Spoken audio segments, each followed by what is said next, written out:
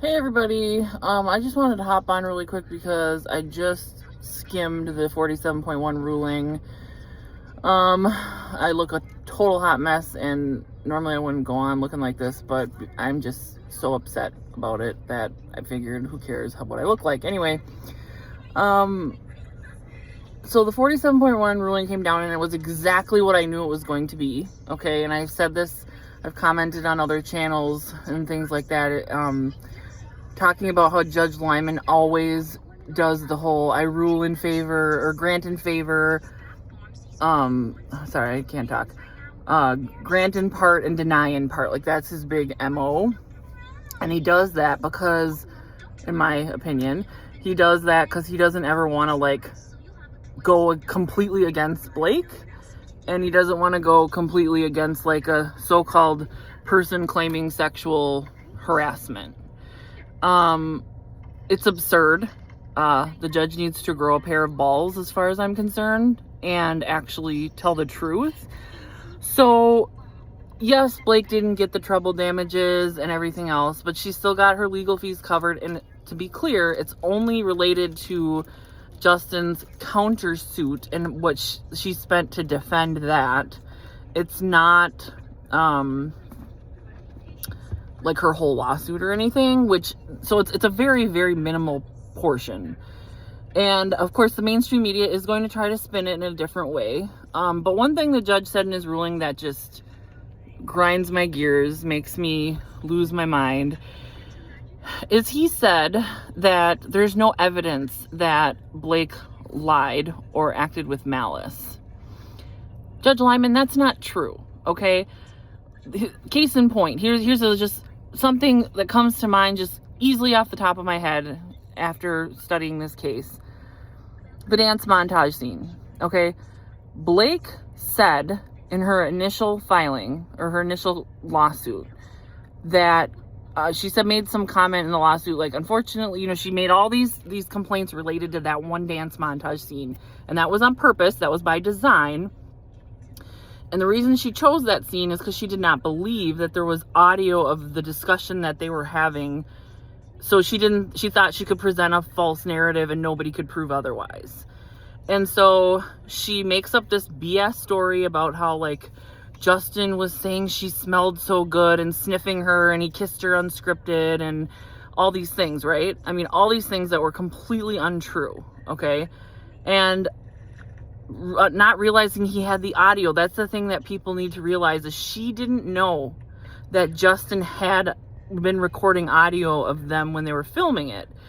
So Justin, of course, had it and released it. And then after he releases it and it shows, number one, he never said, sniffed her randomly and said, oh, you smell so good. What he did say was, she was worried about getting body makeup on him. And he was like, oh, don't worry about it. Like, it smells good. It smells fine. I think it smells good. Like, it was nothing. And then on top of that, the whole unscripted kiss, he tells her in the beginning, because they released, like, before they started filming the scene, Justin tells Blake that he was going to, like, kiss her. Okay, and she never says, no, I don't want to do that, or that's not part of the scene, or anything. She says nothing. Or she didn't even say nothing, like, she agreed. And so all of a sudden, all that comes out, and then all of a sudden Blake has to amend her complaint. So but the problem is, all of that false narrative, that false accusation was already out there. So even if she amends her complaint, there are people that don't follow this case closely that may have only read the initial complaint, that never read the amended complaint, for example. So the damage is already done by those initial accusations, and the fact that she can just go and amend and change it based on him saying, well, actually, this isn't true, and here's the proof, that's called lying, okay? That is malice. It's not difficult. And I know that malice and lying are not, like, synonymous with each other, but at the end of the day, it's like knowingly making a false statement and doing it with intention of hurting someone else is the gist of it. And 120%, that's exactly what she did. Okay? So I just want to be very clear, because what you're going to start seeing from Blake's camp is you're going to start seeing all these victory speeches, these mainstream. People magazine is totally on Blake's side, which is very unfortunate, because I really liked the People magazine Investigates series for true crime. I thought it was really well done, but no longer respect them. The New York Times is in Blake's pocket. There are just certain publications that have completely, either intentionally or just by omission, have falsely reported on this case, knowing that there's information to the contrary that exists out there. And they do it because if they start reporting negatively about Blake and Ryan, then Blake and Ryan are not going to give that magazine exclusives, for example. And of course they don't want that. So I used to think they were reputable, but they're not. They don't print the truth. It's whoever's going to line their pocketbook. So anyway, that's just my initial reaction. But don't buy the lies that you're going to see from Blake's side, because and there are more examples of the fact that she lied. Not just that. That's just what came to mind right away. But there's so much more than just that. The colluding with Taylor Swift in the text messages, calling him a doofus and saying that, like, he fell for it with the, trying to get him with the script and everything. I mean, there's so much that I think there's no doubt that anybody can say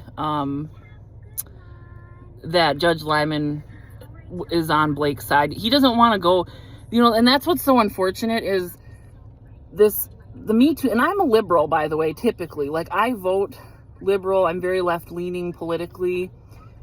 And I'm also a survivor of sexual abuse as a child, or as a teenager is when it happened, repeatedly. But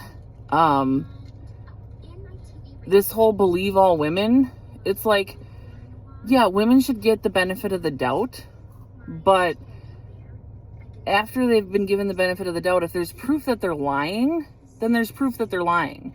And this whole, like, Judge Lyman being a pansy and being like, oh, I can't completely go against somebody who claimed sexual harassment because I don't want, it's a political thing, okay? He doesn't want to, New York is a very liberal state, and this is the one thing with liberalism, the whole Me Too movement, it bothers the crap out of me that nobody ever wants to admit that there are women who weaponize these new, stricter Me Too laws, and they do it maliciously and they do it intentionally. And I wish Judge Lyman would have the balls to really say, look, I support victims, but this case needs to be looked at as an individual case, not as a we believe all women mantra. So, it's unfortunate that this was the judge that they got assigned to. And I watched the Cassidy O'Connell YouTube channel, and I think she has really good insight about this case. And I was commenting on some stuff on her channel, and we both agreed he's going to grant the legal fees, because he's never going to completely go against Blake. It's always going to be, oh, granted in part, denied in part. I'm trying to be Switzerland. I'm trying to be, not give, 100% to anybody. And it's a joke. It's his way of not, he doesn't have the balls. So that's my message. Judge Lyman, grow a pair of balls. Good day.